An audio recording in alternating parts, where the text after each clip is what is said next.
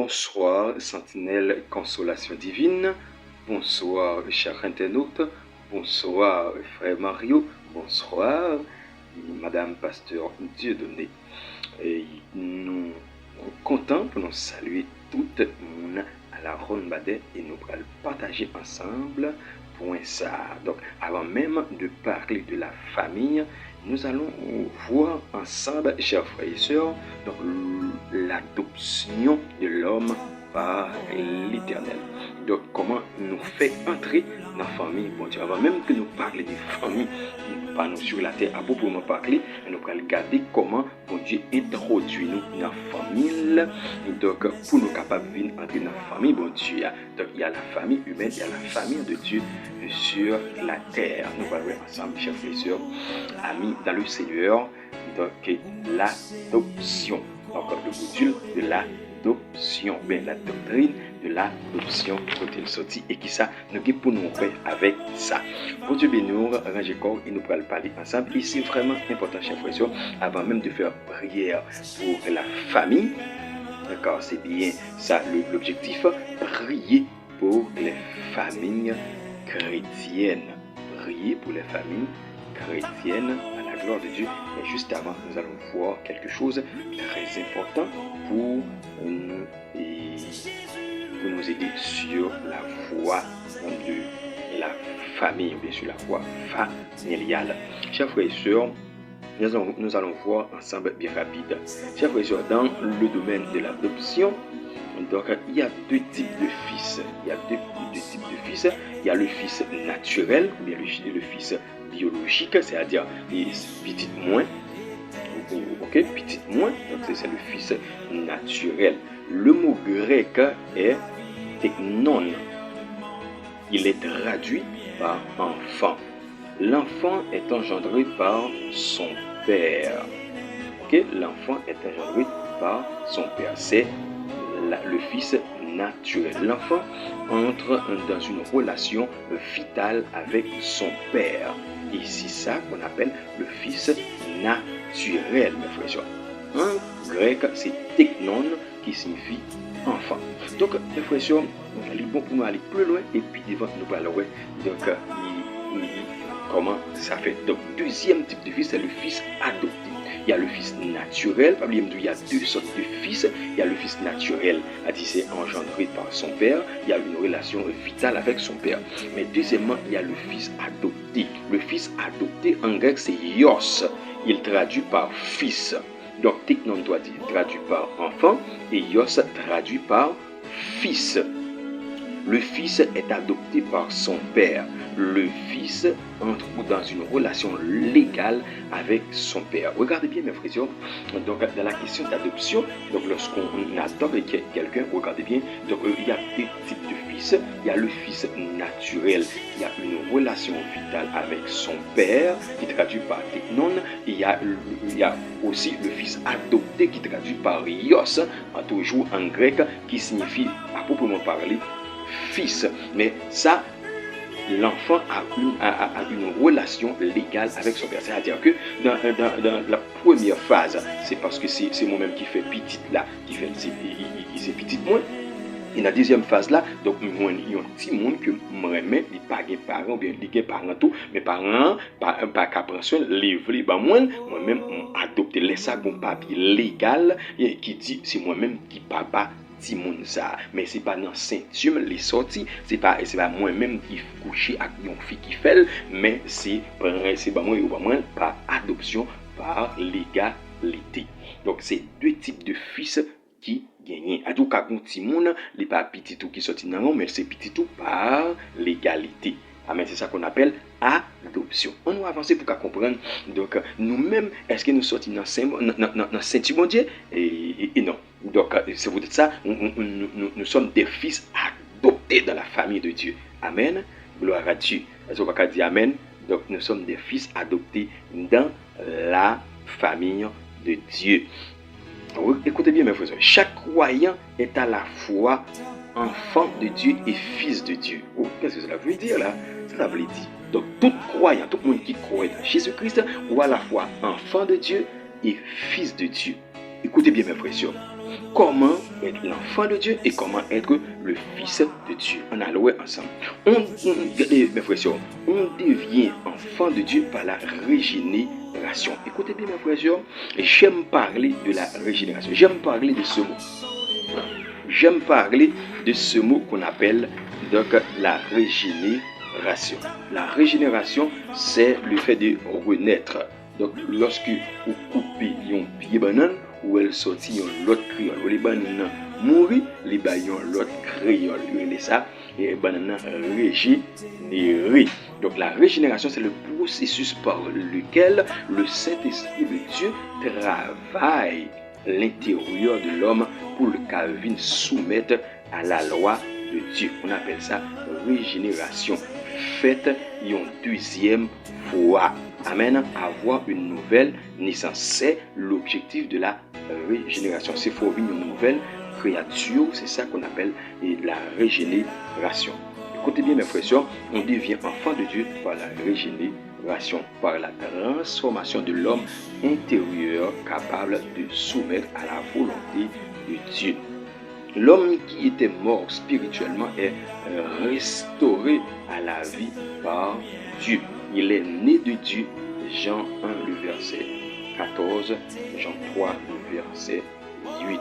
Donc l'homme qui était mort spirituel et après le péché, donc normalement, il est restauré à la vie par Dieu lorsqu'il est né de Dieu. C'est-à-dire lorsque bon Dieu fait une régénération pour qui mourir spirituellement ou retourner vivant, car la régénération, c'est le fait de transformer l'homme en l'image de Dieu. Donc Jean 1, verset 14, Jean 3, verset 8. Écoutez bien mes frères et sœurs, lorsqu'on a la régénération, cet homme-là est considéré comme nouveau-né.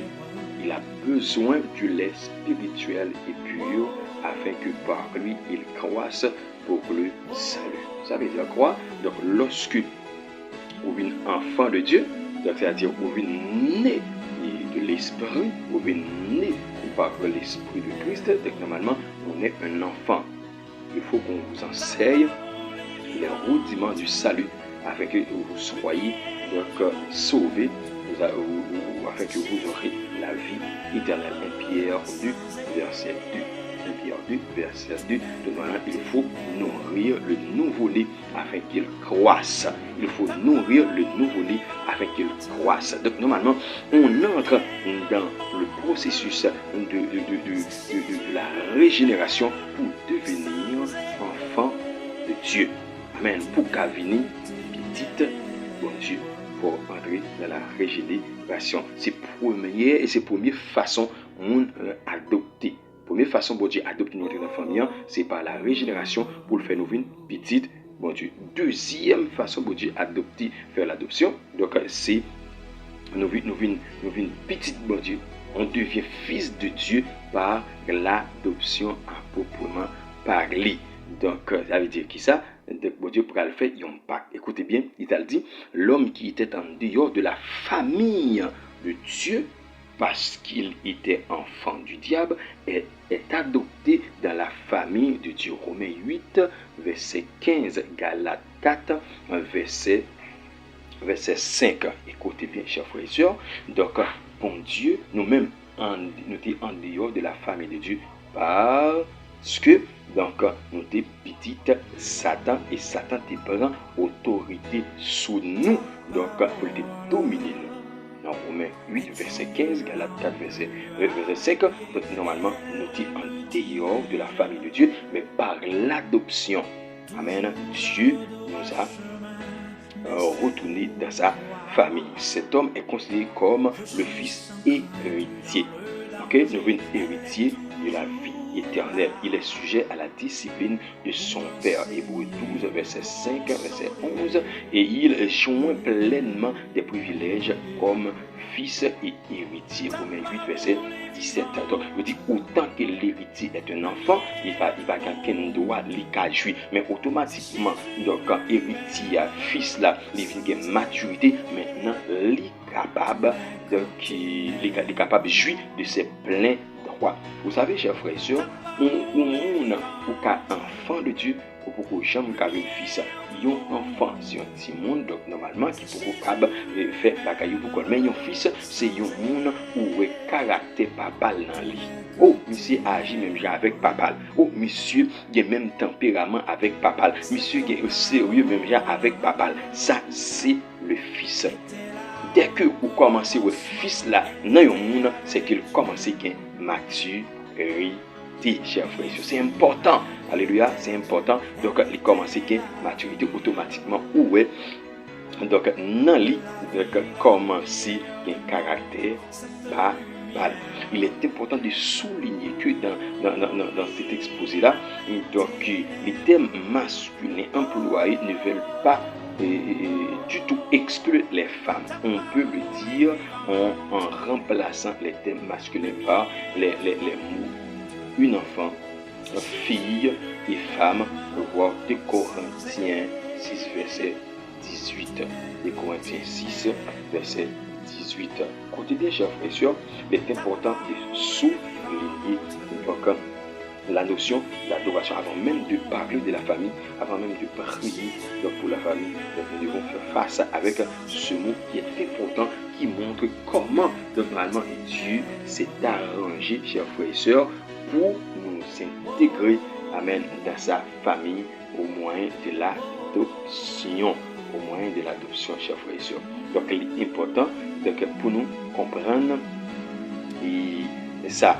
Donc, l'adoption, c'est un premier module, nous devons, ouais, avant même de regarder comment bon Dieu l'intégrer nous dans la famille. Donc, bon Dieu arrangé pour intégrer nous dans la famille de manière très subtile par le moyen de l'adoption, chers frères et sœurs. C'est-à-dire, je serai pour vous un père et vous serez pour moi des fils et des filles, dit le Seigneur Tout-Puissant. C'est pour montrer que lorsque vous voyez des fils, il ne s'agit pas, donc normalement c'est un terme général, il ne s'agit pas de masculinité seulement, mais il a la féminité, ok, dans le terme. Il a dit, je serai pour vous un père et vous serez pour moi des fils et des filles, dit le Seigneur. Il a dit que l'y inclut les 2 termes, ni masculin ni féminin, dans le même mot fils. N'a des fils, des filles pour moi. Donc, lorsque nous sommes d'accord, amen, pour nous et pour adopter nous dans la famille.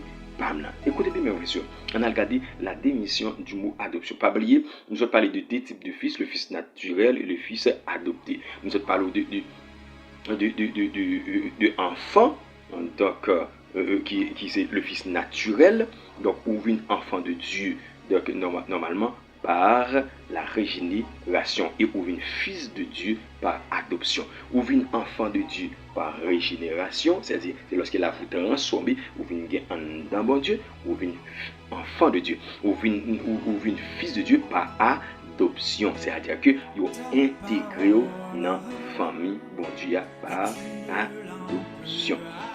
Écoutez bien, et chers frères et sœurs, on a loué ensemble la définition du mot adoption. Le mot grec iothesia.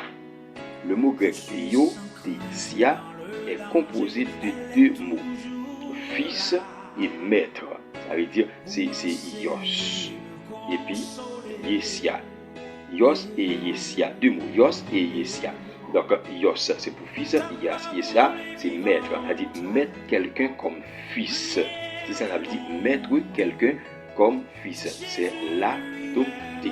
Donc, c'est ça que le mot grec pour adoption, c'est iothesia, qui signifie donc mettre quelqu'un comme fils, ou du moins l'adopter. Définition formelle, l'adoption est l'acte légal par lequel Dieu accueille dans sa famille ceux qui autrefois étaient des fils de la rébellion. Éphésiens 2, verset 2. Donc, l'adoption, c'est un acte côté bon Dieu libre en considération pour intégrer un monde dans la famille, un monde qui était rebelle. Amen. Et la Bible est chargée d'exemples, mes frères et sœurs. Et l'exemple bien connu, c'est l'apôtre Paul.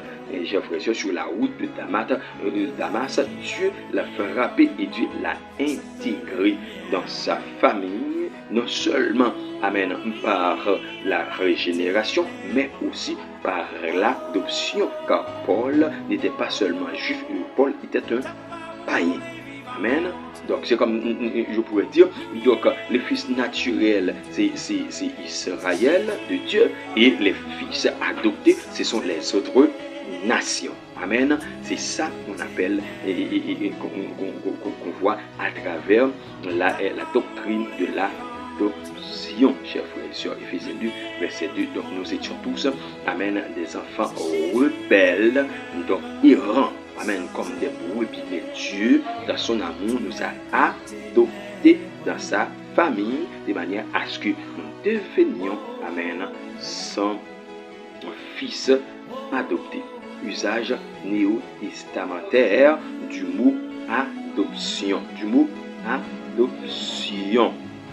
Amen. Le mot n'est utilisé que 4 fois dans le Nouveau Testament.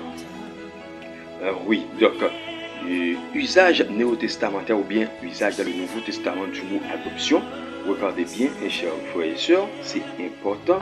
Donc, le mot adoption dans le Nouveau Testament, le mot n'est utilisé que 4 fois dans le Nouveau Testament pour exprimer l'adoption des croyants par Dieu.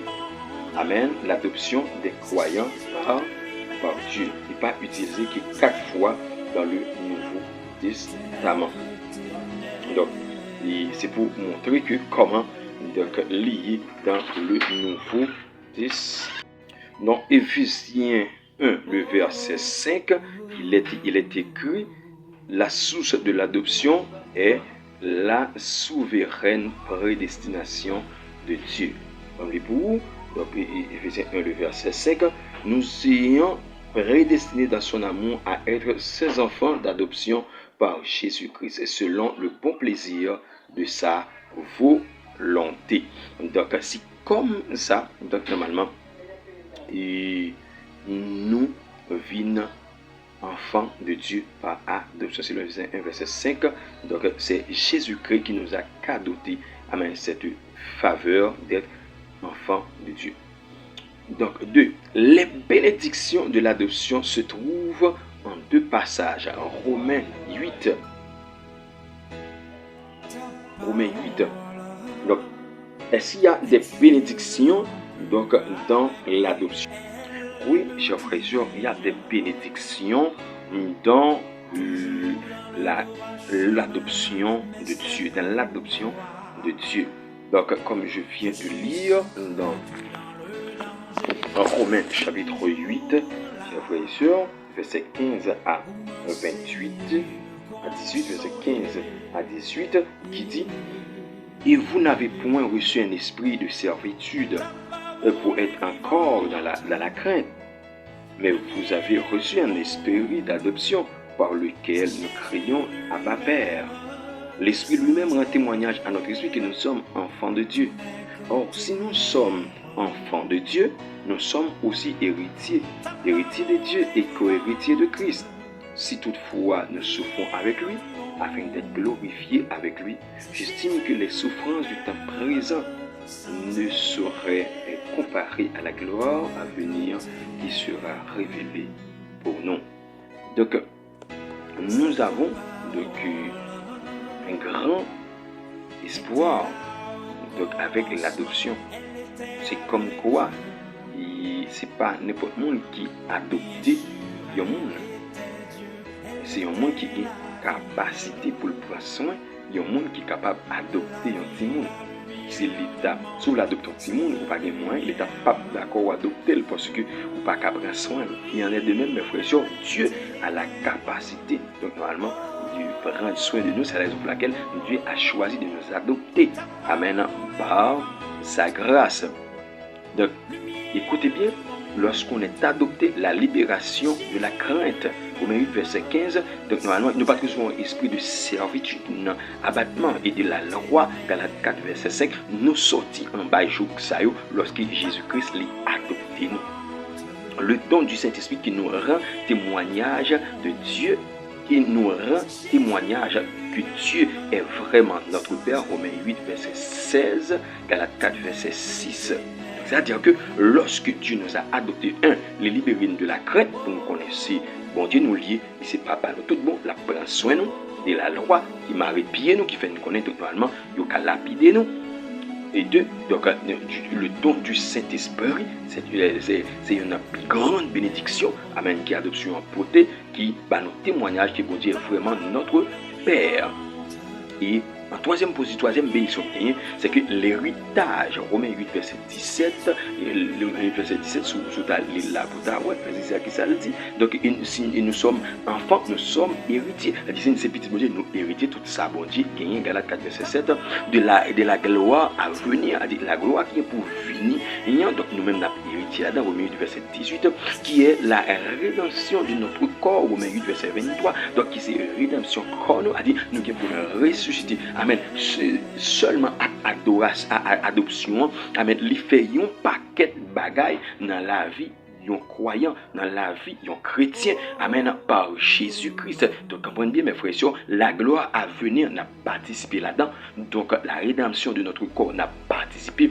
C'est l'aspect eschatologique de l'adoption et son résultat logique, mes frères et sœurs. Donc l'adoption de Dieu a un aspect eschatologique, c'est-à-dire que de la fin du temps, après nous finissons quitter ça côté nous pour aller, après tout bagaille fini qui côté n'a pied, après tout bagaille fini qui est n'a pied, après tout bagaille fini comment n'a fait.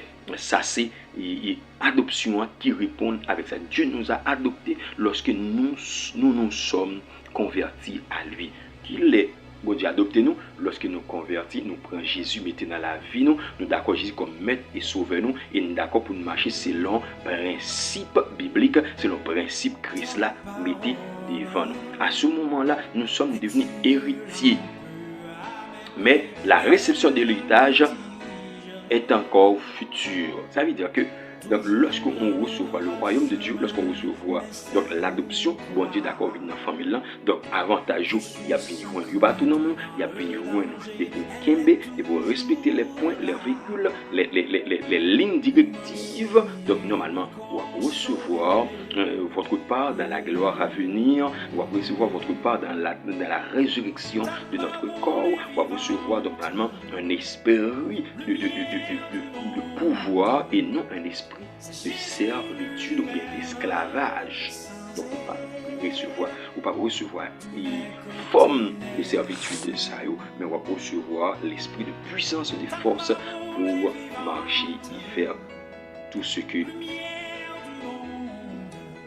Dieu a décidé que vous fassiez ou que tu fasses. Pourtant, il n'est pas nécessaire de limiter la doctrine d'adoption aux 4 versets ou le mot employé, parce que le résultat de l'adoption est de nous faire fils de Dieu.